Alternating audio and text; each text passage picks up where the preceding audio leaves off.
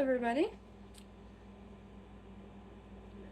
Today's video will be a little differently than what I usually do. Usually I do my weight loss videos and things like that. This video will be a very hard video for me to make and to talk about. Before I get into it, I want to say, give you 3 things I want to say. One, if you're not in the mood or have time to watch a very long video, I suggest you keep scrolling because this will be a lengthy video. I have a bullet point of lists. Second thing is I'm not a medical professional. This is just things that have happened to me in the past and my personal experiences.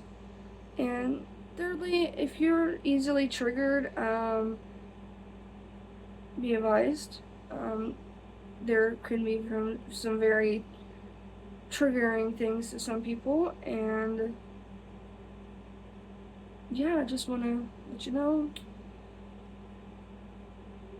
Hopefully you stick with me. So, to begin, to see where I ended, you have to know where I began. A lot of you may know this, and a lot of you may not know this, but I'm a recovering drug addict. My drug of choice was primarily fentanyl. I did alcohol, pills, pretty much anything or everything. I mean, I didn't try everything, thank God, but I started with like normal people. I started with, smoking cigarettes. I remember stealing my dad's cigarettes or my mom's growing up, and I felt cool, the cool kid. I was smoking, And then I got the whole drinking thing where, sorry if you're in the background, it's my dog. I done the whole drinking thing. I didn't drink all the time, but I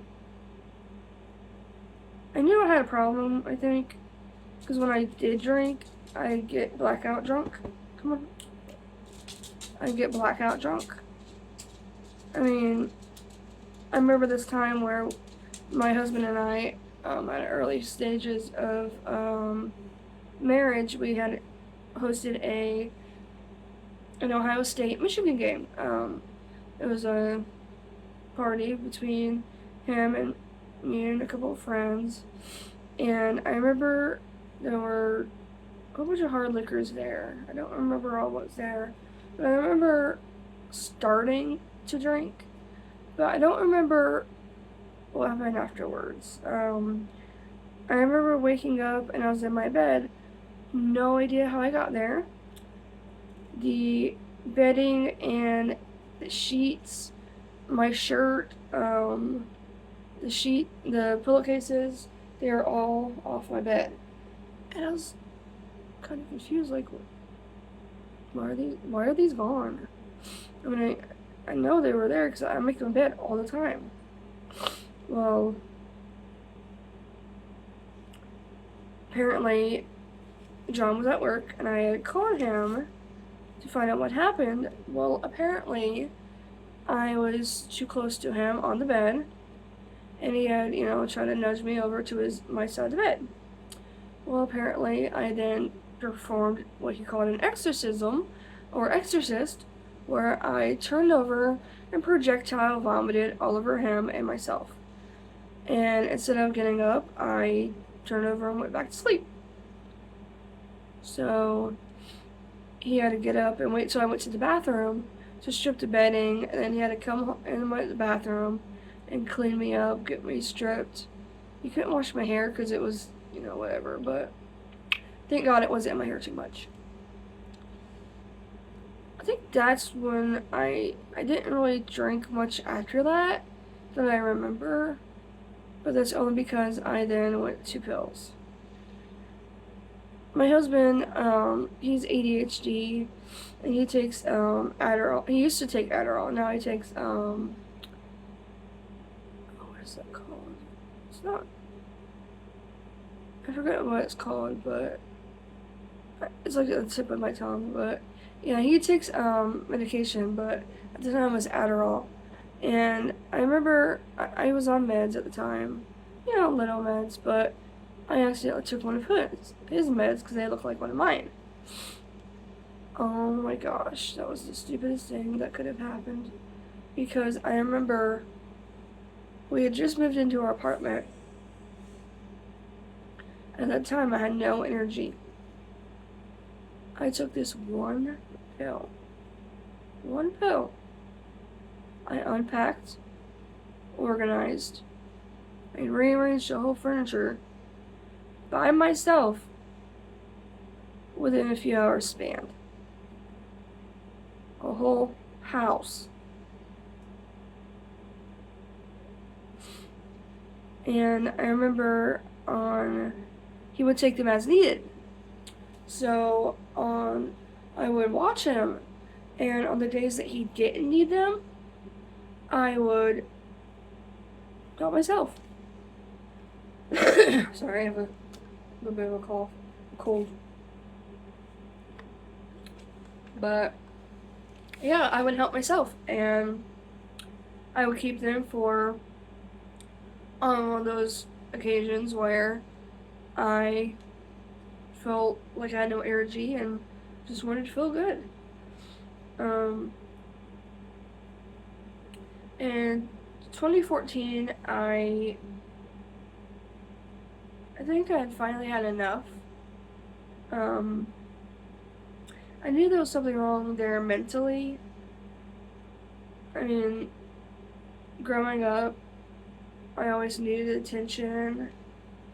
Like, I got my family into trouble a lot, because I got children's services involved, even though they didn't deserve it. I get choked up because I feel bad for the way that I treated them growing up. But I signed myself into net care for 2 weeks. And,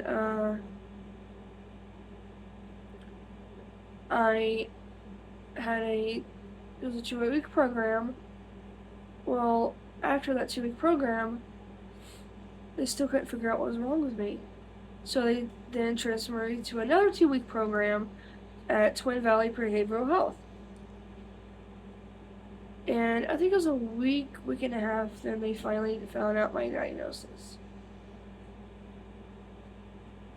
And stuff started to finally make sense. I was finally diagnosed with borderline personality disorder. It's kind of like bipolar disorder, but it's a lot harder to diagnose. And some people say it's more dangerous because with bipolar 1, it's mostly with if you're mania and stuff like that. With me, it's more of my emotions. 1 minute I'll feel like I'm higher than the world, nothing could stop me. The next minute I feel like I want to jump off a bridge and kill myself. And I've tried on multiple occasions to kill myself. And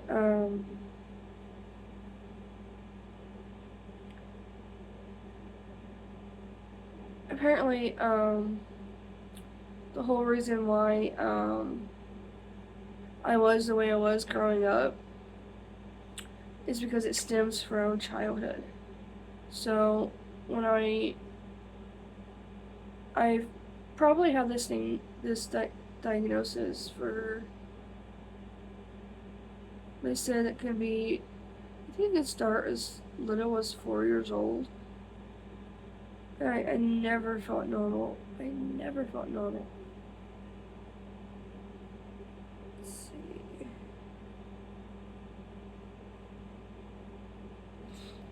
in 2019, my life, it took a downward spiral.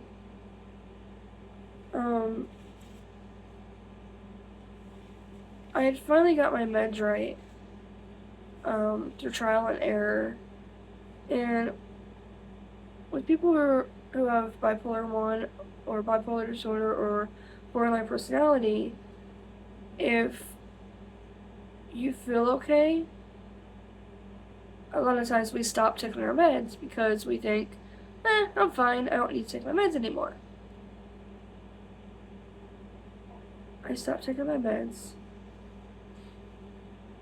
Well, I started realizing it was something unrelated, definitely. But I started having really bad stomach aches and heartburn and really bad indigestion. Like, I felt like I couldn't eat anything without throwing it, like burping it back up in my mouth. Well, sorry.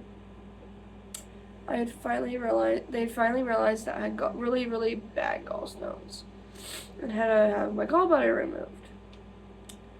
So, I also had degenerative disc disease in my upper neck to lower back. There's no cure. They think I'll have to have surgery later on. That was found at the same time. But the only thing they were handling was the gallstones, gallbladder. And I remember when I woke up from the surgery, I was in pain, but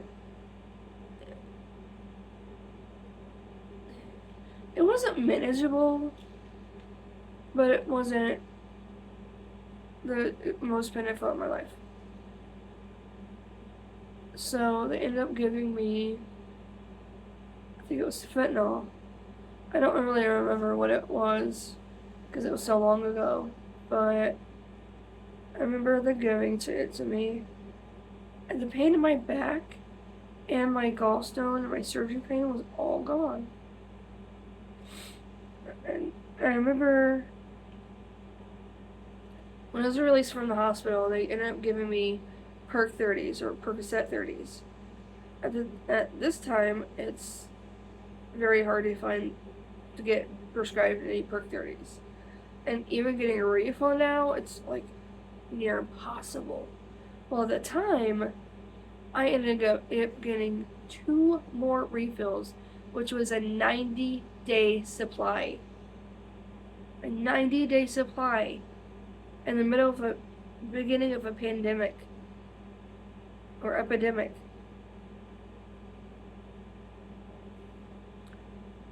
I remember the first time I I used my first Perc.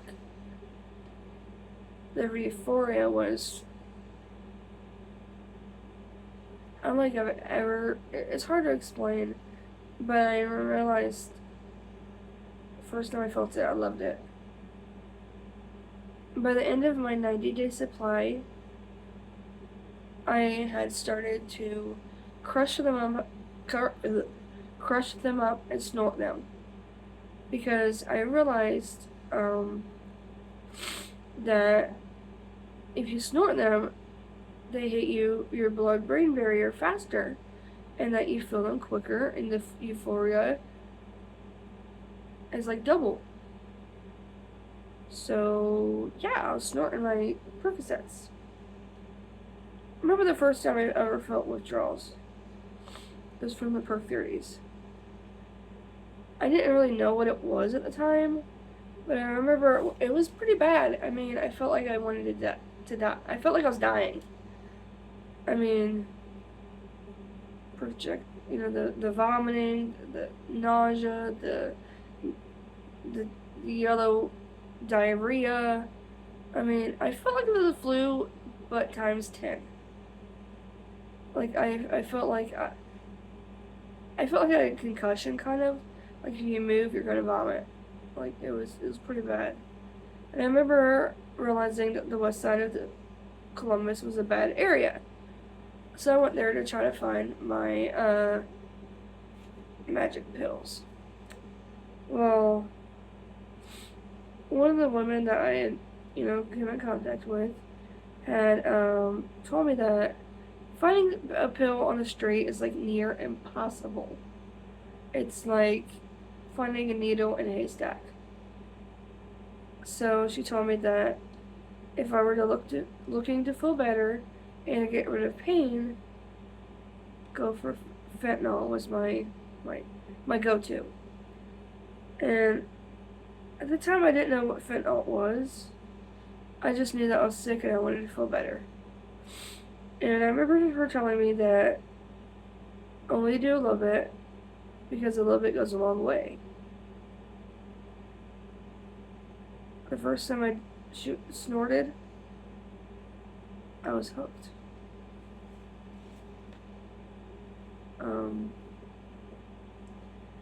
Not only did it make my pain go away, but it also made the noise in my head go away. But I wasn't doing too much at the time. I was just doing enough to feel better. –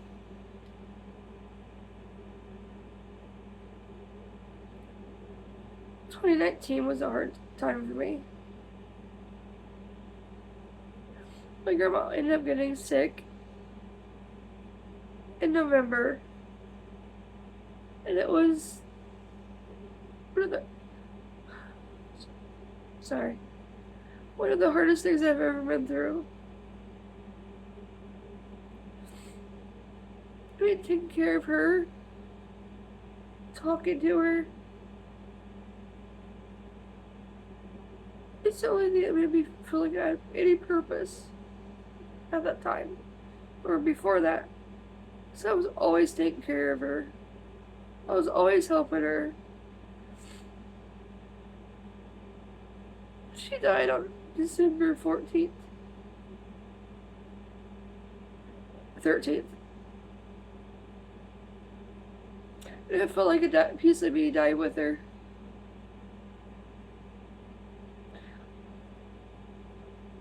I didn't care anymore.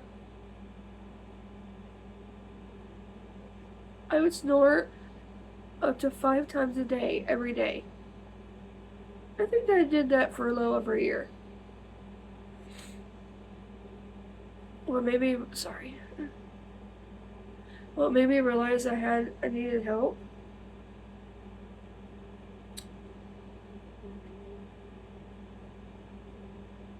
It was the first time I overdosed.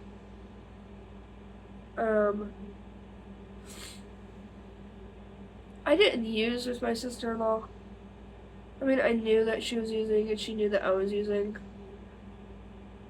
Because we had this pack. We still have it, but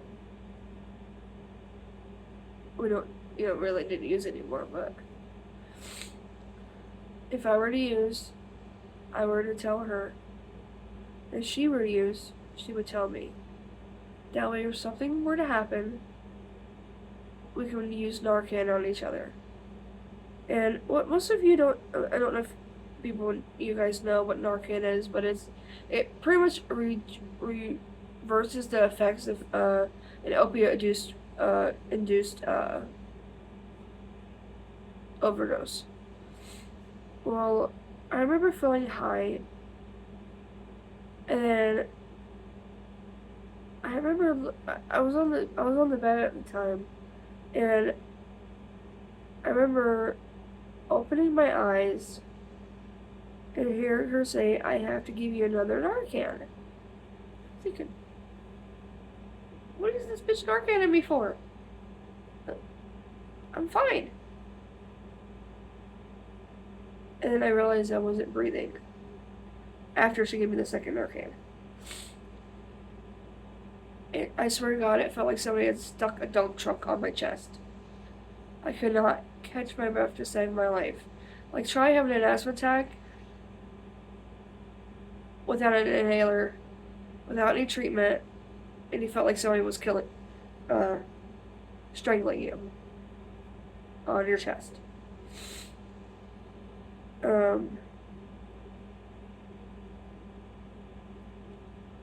I was trying to get on the bed because I was trying to get comfortable. Well, start breathing fine, like that. Well, what a lot of people realize with Narcan, yes, while it does reglute, it does. I don't think of the word. It does reverse the effects of a withdrawal of an overdose. It also puts you in what is called perforated withdrawal or precipitated withdrawal, which means every single opiate that was on your receptors is pushed off like almost instantaneously. So trying having a withdrawal, usually withdrawal symptoms, they come on gradually. On a precipitated withdrawal, it's instant. The projectile vomiting, the dry heaves, the uncontrollable stretches, the yellow mustard-looking diarrhea that is like babies pushing out poop, the cold sweats, the shakes, you name it, I had it. Well, I put myself to a Suboxone clinic at this time, and it's called I was on a it's called on a mat. Let me make sure I'm on the right page. Yeah, that's on the other page. So it's called MAT, medication assisted treatment. I think I was sober for a good year and a half on this Suboxone. And I hated Suboxone when I was taking it because it always made my stomach hurt. What happens if you put it under your tongue and you let it dissolve? It's a sublingual. So you would let it dissolve and it would make me feel like, yes, it helped with the symptoms, but it also made me feel sick at the same time. So, yeah. So I realized, a lot of people don't know, well, a lot of people you know that I am working on losing more weight. Well, I've already lost over 150 pounds, 150 to 100 pounds, and I have what they call it, a pannus. I know, funny word, whatever. So it's an extra pouch that is under your belly button, and I decided I wanted that removed because I felt really self-conscious about it, and I felt really ugly. I mean, I'm trying to lose weight, and I had this freaking bulge in my stomach. Gross. And it was hard to hide. So what they do is they cut you hip bone to hip bone, take your skin, and take the chunk of skin off, and they pull and then pull it together. And what they had told me that with my clinic and with my doctors and everybody, the goal was to keep me on my Suboxone, and you could override the Suboxone as long as you give you a little bit higher of a dose of the pain med, because what happens with Suboxone is it blocks all opiates. So you take one, it's like you're taking an aspirin. So I remember going in and I kept telling them, I'm on MAT, I'm on MAT, I'm on Suboxone, I'm on Suboxone. And they're like, oh, it's okay, we got you, yeah, we understand. I woke up in the hospital, and when I say if there's a pain scale of 1 to 10, I was at 1,000. I have never felt so much pain in my life. I woke up screaming hysterically, bloody murder. People could probably hear me in the emergency room. So nobody had told the people, the surgeons, or the recovery team that I was on Suboxone. So everything that they were giving me was not having an effect on me. So here I am, going through withdrawals because this Suboxone's making me sick, and having hysterical, the worst pain I've felt in my life, not being relieved. So they ended up admitting me to the hospital because they couldn't control my pain. So they ended up thinking it would be the greatest idea without talking to my mat doctor. Love doctors. Sarcasm. To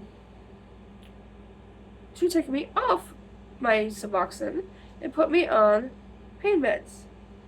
And not just regular pain meds like most people would be getting on. No, they put me on opiates.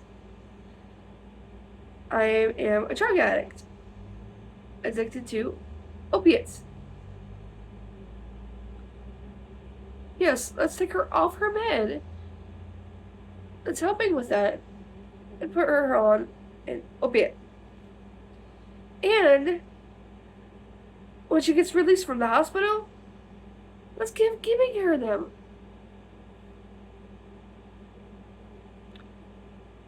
And they wonder why there's an epidemic. So I got released from the hospital on Perc-10s, not a size 30s, but they're still Percocets, which is what made me addicted in the first place. And then they said, here we go. I'm going to keep you giving you your Percocets, but start taking your mat again.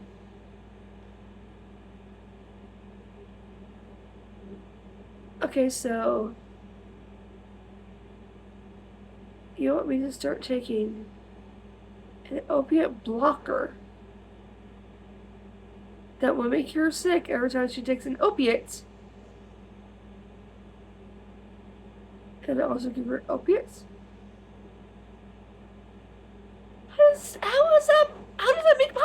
How does that make sense? The healthcare system, they're stupid. So, after realizing that I was getting sick every time I took my Suboxone and my pain meds, I decided to stop my Suboxone and take the perks because I would rather be not sick and not in pain than sick and in pain every time I took one. So my pain meds ran out, and guess what? Even though I was still in excruciating pain from the meds, they would not give me a refill. So what does a drug addict do when they don't have pain meds? They go get some. So I went back to the street, and I went back to my fentanyl. And then I decided enough is enough. Let's try to do something about this. Let's try and give myself to a detox. So I checked myself into Maryhaven. I call it Mary Hell. They didn't do a daggone thing for me. Their food sucks. And while they had a rehab, their detox was like shit in an ocean. Usually when you go through a detox, they give you comfort meds. Stuff that will help the effects of withdrawal. They're giving me Zofran and not Imitrex, Imodium. So something to help me with my poopy and my vomiting. Oh, and hydroxyzine. My bad, hydroxyzine. That's the miracle pill that everyone decides to give you. So then they give me my Suboxone, which I told them when I first started I want to be on methadone. They said, oh yeah, we got this great methadone program. I get in there, they didn't have a methadone program. Unless you go to detox. Which I was not told. Unless you go to rehab, my bad. Which I was not told that, and I did not want to go to rehab at the time because I'm only starting this. I'm not like highly into my addiction. And was given the Suboxone too soon.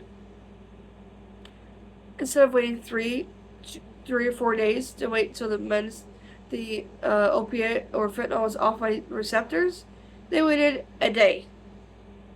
Which, most of you didn't know, that if you take it soon, it puts you into precipitated withdrawal, which makes you violently ill. I decided to set myself over against AMA, against medical advice. I signed myself out, I got in the car, I went to the west side, and I immediately got high.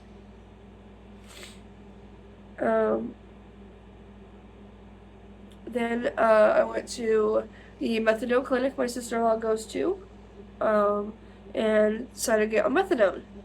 Because all you had to do was go in there, you did like a little intake, and all was good. Well, they start you with a little dose, and then they increase you, until you get to your normal dose. Well, I don't know if I was taking too much opiates, I don't know what, but by the time that it ended, I was good for a little bit, I think, because I was still using while I was getting my methadone. So I ended up, I think my highest dose was I had a split dose. I had 140 in the morning and 150 at night, which normally a normal dose of methadone is like 50 to 100 a day. I was taking that morning and night plus some. Just put that out there. But as they were increasing me, I was sober for another year, 6 months to a year. And then I relapsed. This is the last relapse I had. I went to Philadelphia with my sister-in-law, and I don't know if a lot of you, if any, have heard of Kensington and Allegheny, or KNA. They call that Skid Row, or The Walking Dead, or because people shoot up, they snort, they boot up, they cop drugs in front of cops. You name it, it's done, and it's like the norm. People are lay on the streets, sleeping because they're high. I've seen people hunched over to where it looks like they're halfway standing, sleeping because they're high. I see people crawling on the ground because they dropped their drugs. I've seen people chasing each other, people with guns, you name it, I've seen it on this one street. And the cops, they can't get a handle over this because of how many times and how much it happens. There's no getting a hold over this. So, usually when I would snort, I would snort a little line, wait 15 to 30 minutes, see if I feel fine. If so, cool. If not, I would do a little bit more and then restart the process. Because I didn't want to do too much because of the first overdose I had. I had done it's like I did too much, I learned my lesson. Yeah, okay. So, one thing you gotta know about Philly and Ohio, by the way. Philly stuff is 10 times stronger than the Ohio stuff and a lot less expensive. So a 20 here will get you, 100 here will get you a gram. In Philly, you spend $80, you get 14 bags. And because of how strong it is, that'll last you, or someone like me, at least a week, if not longer. So we got back from Philly. I got my stuff. I got back from Philly. I did my little line, and I decided to, while I was waiting to see what was going to happen, I decided to start unpacking. Next thing you know, I wake up and I see tubes in my throat, my mouth. I was like, what the heck? So I got home and it was on June 4th at like 3:30 in the mornings when I did my line because I was timing it. And I looked at the time and it said like 7:30 on the clock on the wall. So I thought it was 7:30 that same day, but it ended up being 7:30 the next day.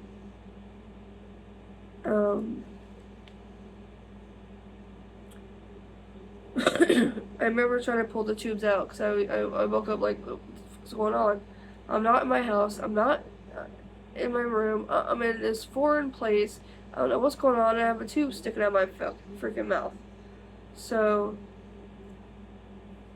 I remember looking over and I see Abby, my stepdaughter. And I couldn't speak because the tubes were there. And I couldn't swallow. I could feel that, like, when they would clean it out, the suction, it hurt so bad. And then I could feel them giving me the meds through my tube because it was in my stomach and feeding me. The tube was in from 7:30 a.m. to 11. But I still didn't know how I got there. So because I couldn't speak, I wanted to type. Abby gave me her phone so I could type. I remember saying, what happened? And she said, Mom, you overdosed and you're in the hospital. I remember asking if everybody hates me. Because I did this all in the dark. Georgiana, my sister-in-law, was the only one that really knew. My husband knew, but he didn't know it was an active addiction. So, I knew there was something wrong. I knew that he knew. He knew that. I knew that everybody knew in my house. And I felt so weak and so,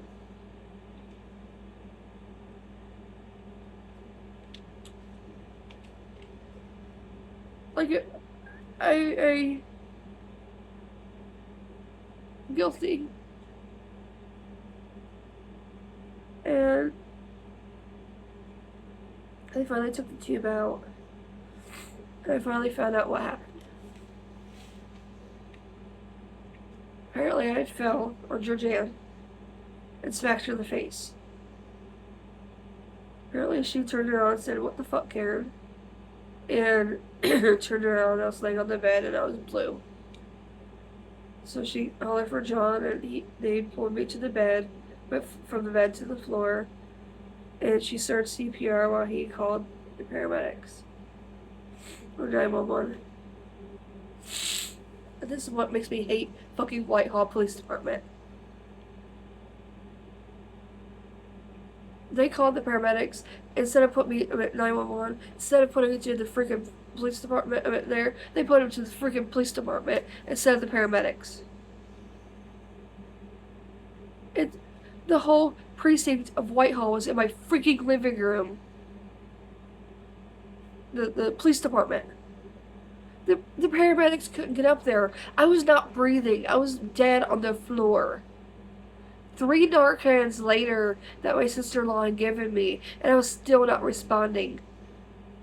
And these stupid idiots were like, oh, well, let's try to get her drugs. She broke the law. She's on the dead freaking breathing. They're walking over my corpse trying to get the freaking drugs.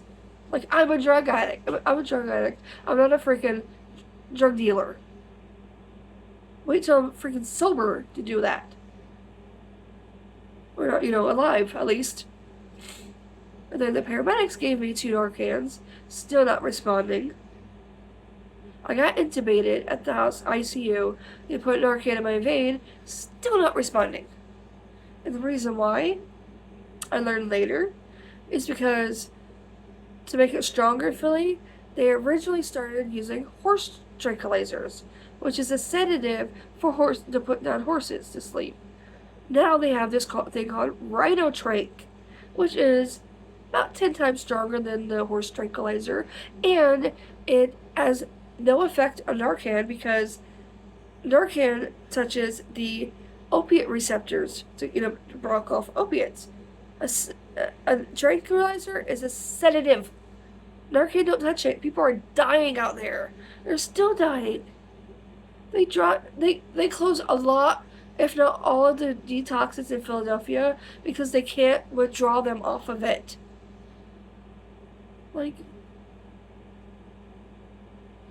so I ended up going to rehab.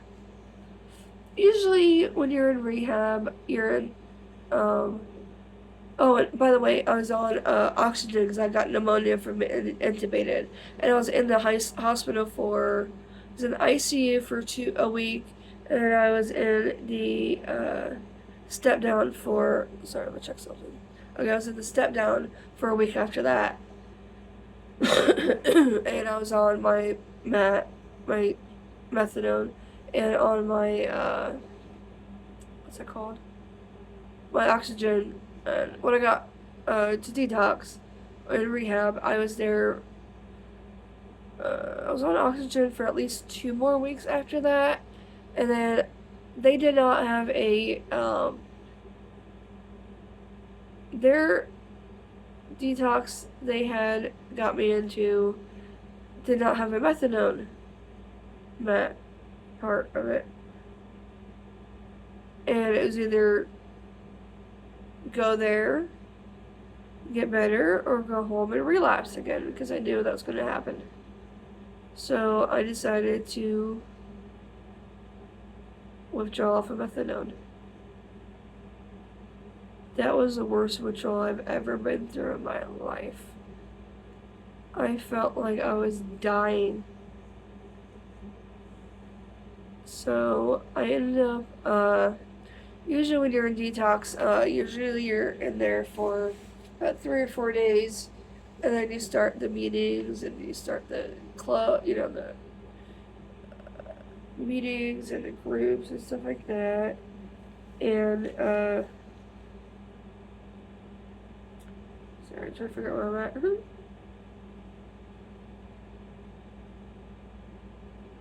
Classes, meetings, stuff like that to help teach you about how to get better and stuff like that. I was in detox for 8 days. They a lot of the people were actually wondering if I was still alive because I couldn't eat, I couldn't sleep, I couldn't. Every withdrawal symptom you can feel like in your with everything and anything, I felt it. Usually they give you one or the other, either phenobarbital or gabapentins. They were giving me both. Plus, they were giving me Robaxin for the uncontrollable stretches because my muscles were achy. They were giving me Zofran for my uncontrollable vomiting. They were giving me Imodium for my really bad diarrhea. I swear to God, I didn't have a normal bowel movement for like a month, 2-3 weeks afterwards. Let's see.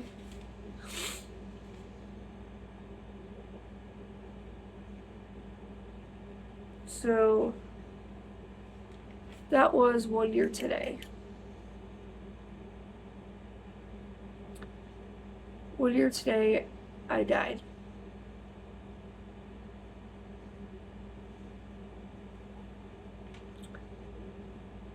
I'm sorry this has been such a long video, but I had a lot to say. And I wanted to let you know my story.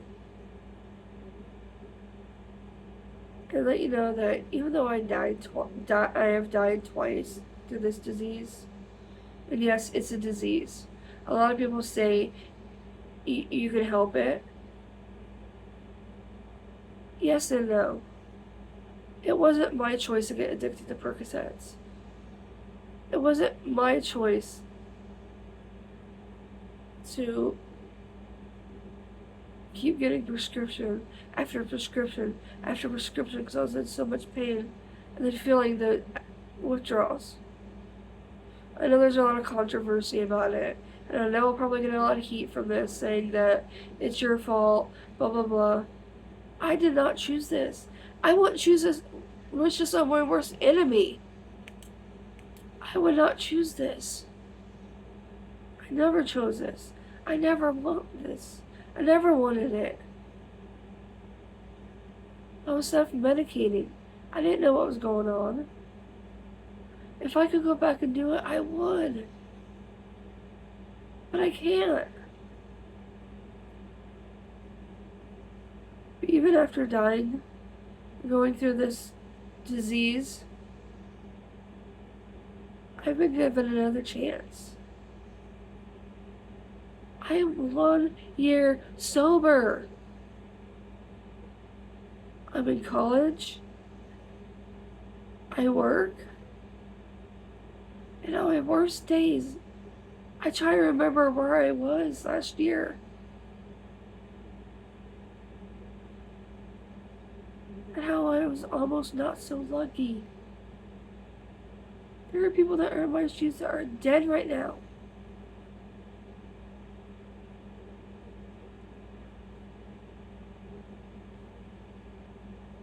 This year has not in any means been easy. With your dying, detox, rehab, IOP, warrant, going through probation, court, my new shot, Sublocade, work, school, and just life. I had to deal with all that while taking care of my family.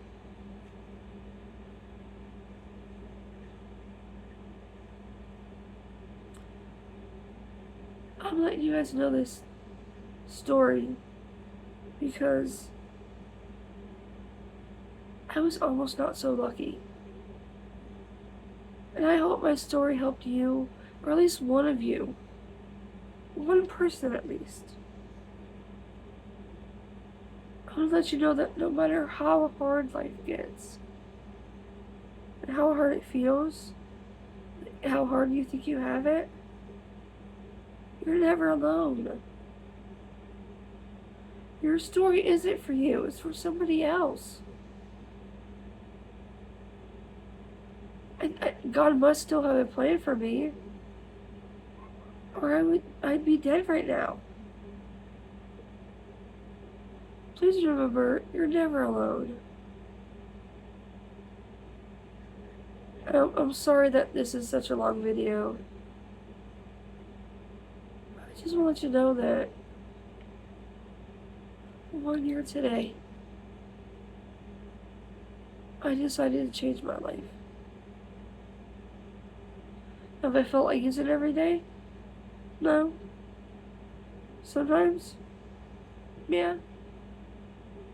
I'm happy, I feel like I'm gonna get high. I'm sad, I feel like getting high.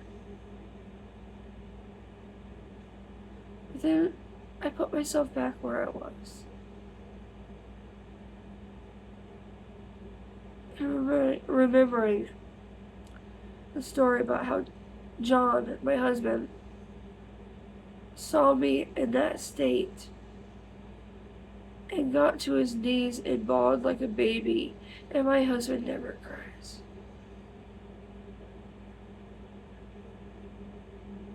I want to thank you all so much for watching my video.